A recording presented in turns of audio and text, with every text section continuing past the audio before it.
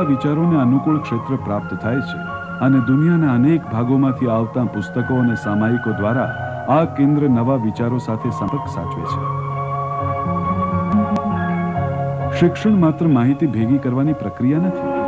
શિક્ષણ વ્યક્તિત્વ વિકસાવવાનું અસરકારક સાધન છે. ક્રીડાંગણમાં બાળકોને હિંમત, ઝડપી નિર્ણય અને કાર્ય સમૂહમાં કામ કરવાની કુશળતા, નેતાની દોરવણીને સ્વીકારવાની તત્પરતા અને સફળતા નિષ્ફળતાનો સમત્વપૂર્વકનો સ્વીકાર વગેરે ગુણો વિકસાવવાની તક મળે છે.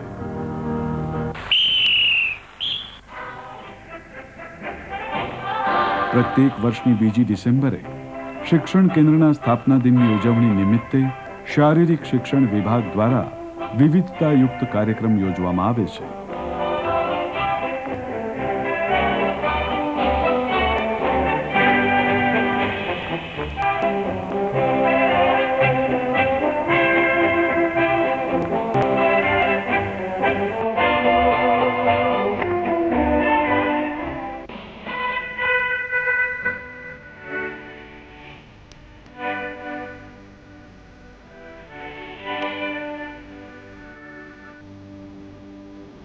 શ્રી માતાજી કહે છે તેમ અહીં આપણે નવા જગતના પાયા નાખવા માટે એકત્ર થયા છીએ.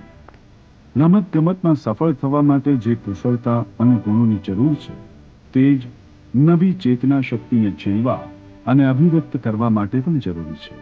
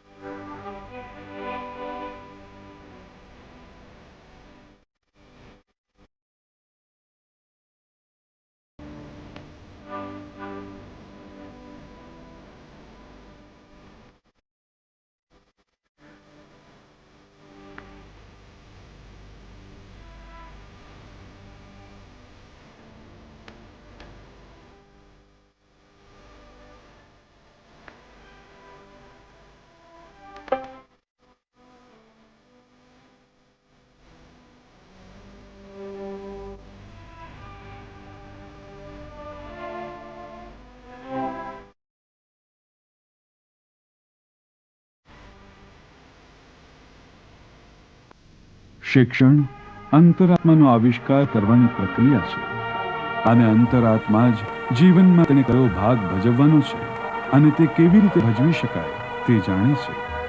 અને શ્રી અરવિંદ શિક્ષણ કેન્દ્રનું મુખ્ય ધ્યેય વિદ્યાર્થીને આ કાર્યમાં મદદરૂપ થવાનું છે. આ લક્ષ્ય વિદ્યાર્થીઓ માટેની પ્રાર્થનામાં સુંદર રીતે વ્યક્ત થાય છે. અમને વીર યોદ્ધા બનાવો, જે માટે અમે અભિપ્સા કરી રહ્યા છીએ. પોતાનું આધિપત્ય ટકાવી રાખવા મથતા ભૂતકાળ સામે જન્મ લેવા મથતા ભાવિનું યુદ્ધ અમે સફળતાપૂર્વક લડીએ, જેથી નવી ચેતના અભિવ્યક્ત થાય અને અમે તેને ઝીલવા તૈયાર થઈએ.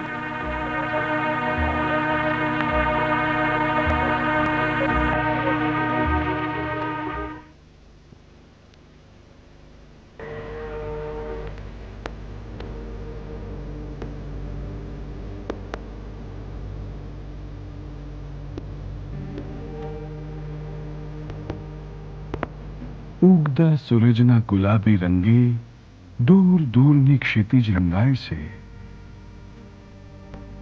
અને ધરતી જાણે આળસ મરડીને જાગે છે. બાલ રવિના કિરણોને ઝડપી લેવા પ્રત્યેક છોડ અને વૃક્ષ કેટલાય પ્રયત્ન કરે છે, જાણે તેમનું સમગ્ર જીવન જ પ્રકાશની અવિરત ઉપાસના ના હોય.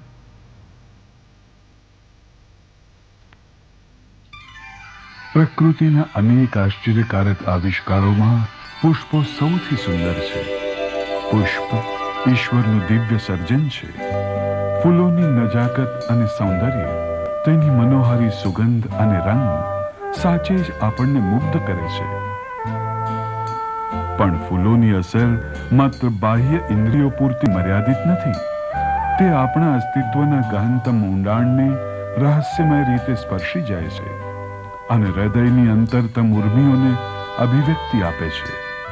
સુખ અને દુઃખ, કૃતકૃત્યતાનો આનંદ અને વિરહની વેદના, ભક્તિ અને પૂજા, પ્રેમ અને યાદ, આ બધું જ આપણે ફૂલો દ્વારા વ્યક્ત કરીએ છીએ.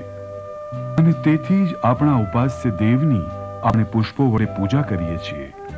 વળી કૃતકૃત્યતાનો આનંદ અને પ્રિયજનના વિરહની વેદના કે તેની વાલભરી યાદને ફૂલોથી અભિવ્યક્ત કરીએ છીએ. ફૂલો આપણા પ્રેમ અને મૈત્રીનું પ્રતીક બને છે. ફૂલોને પોતાની ભાષા છે, મૌન, સુગંધભરી, સૂક્ષ્મ અને છતાં અત્યંત અસરકારક. પુષ્પોના અંતરમાં એવું કયું સત્ય છુપાયેલું છે કે જેની ઉત્કટતા આપણી ચેતનાના ઊંડાણને સ્પર્શી જાય છે? એને આપણે શી રીતે સમજીશું? સદીઓ જૂની વાત છે. કોઈ અજાણ્યો માણસ દિવસોના દિવસો સુધી એક ખડકને હથોડીથી ટીપીને કોતરતો હતો. ગામડાના માણસો ત્યાંથી પસાર થતા અને તેનું ગાંડપણ જોઈ હસતા અને ચાલ્યા જતા. એમ કરતા કરતા એક દિવસે પેલા નિર્જીવ ખડકને સ્થાને કોઈ સુંદર મનોહારી પ્રતિમા સવારના સૂર્યમાં પ્રકાશમાં ચમકી રહી હતી. આ જોઈ બધા આશ્ચર્યચકિત બની ગયા અને બોલ્યા, આ પ્રતિમા અહીં છુપાયેલી છે તે તને શી રીતે ખબર પડી? પેલા શિલ્પીએ દૂર ક્ષિતિજ ઉપર દ્રષ્ટિ ફેંકતા કહ્યું, કારણ મેં એને ત્યાં જોઈ હતી. એની પાસે શિલ્પીની દ્રષ્ટિ હતી અને તેથી જ ખડકના કઠોર પાષાણને ભેદીને તેમાં છુપાયેલી દેવીને તે જોઈ શક્યો.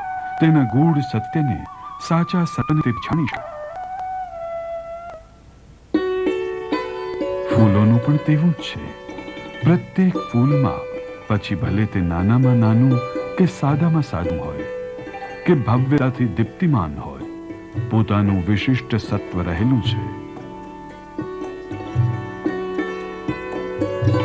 પશ્ચિમના દેશોમાં ફર્ગેટ મી નોટનું નાનું સરખું ફૂલ વિદાય વેળાએ ચિરંજીવી યાદનું પ્રતીક છે. ભારતમાં ફૂલો પૂજાનું અનિવાર્ય અંગ છે. દરેક દેવને વિશિષ્ટ ફૂલ અર્પણ કરવામાં આવે છે, કારણ તે ફૂલ તે દેવ કે દેવીના આંતરિક સત્યને અભિવ્યક્ત કરનારું પ્રતીક છે.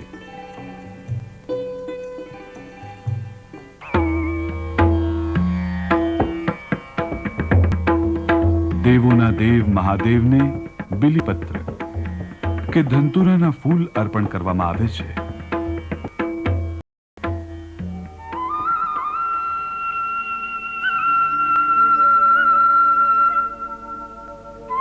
ભુવન મોહન શ્રી કૃષ્ણને ભક્તિનું પ્રતીક એવું તુલસી દલ.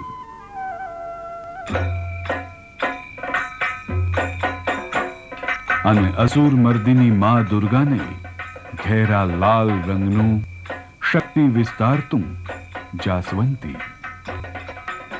દેશ અનુસાર ફૂલના નામ બદલે છે, પણ તેનું હાર્દ, તેનું અંતરતમ સત્ય એ જ રહે છે.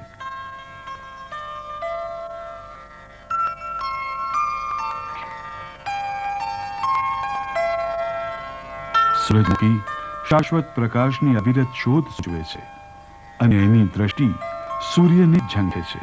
સૂર્યમુખી એટલે પ્રકાશોન્મુખ ચેતના, સમગ્ર સૃષ્ટિના સર્જનહાર સૂર્યને ઝંખતી આપણી માનવ અભિપ્સાનું એ પ્રતીક છે.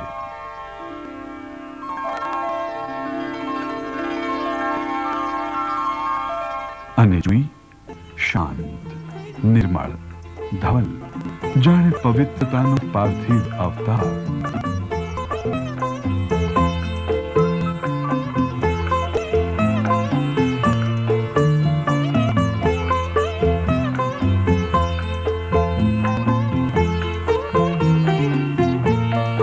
સર્વાંગ સુંદર ગુલાબ.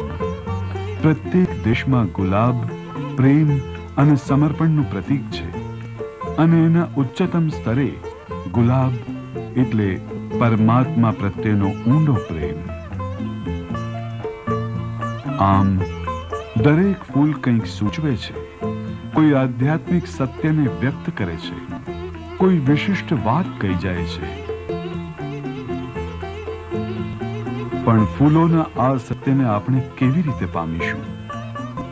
એની મૌન ભાષાને કેવી રીતે સમજીશું?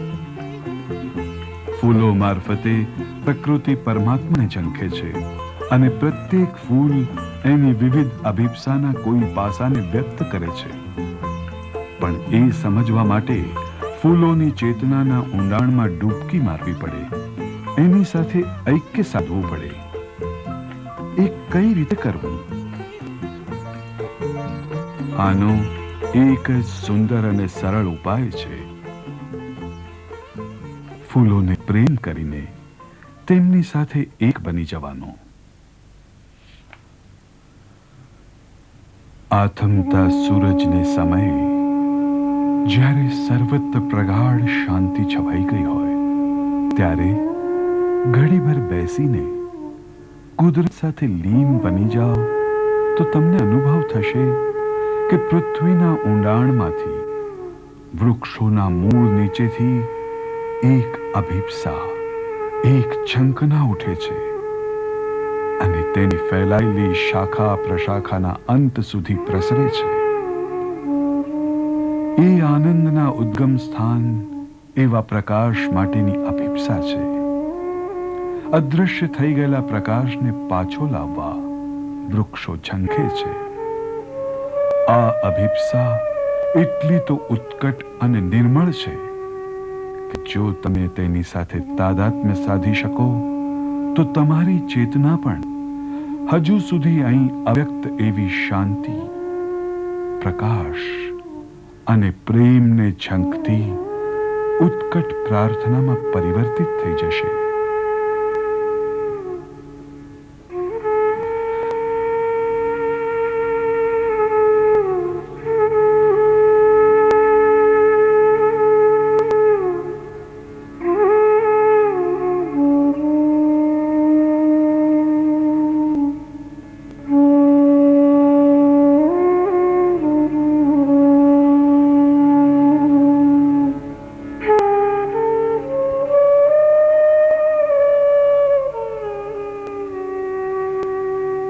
આ દ્રશ્ય શ્રાવ્ય શ્રી અરવિંદ આશ્રમના શ્રી માતાજીના વચનો તથા લખાણો પર આધારિત અને તેના દ્વારા પ્રેરિત છે.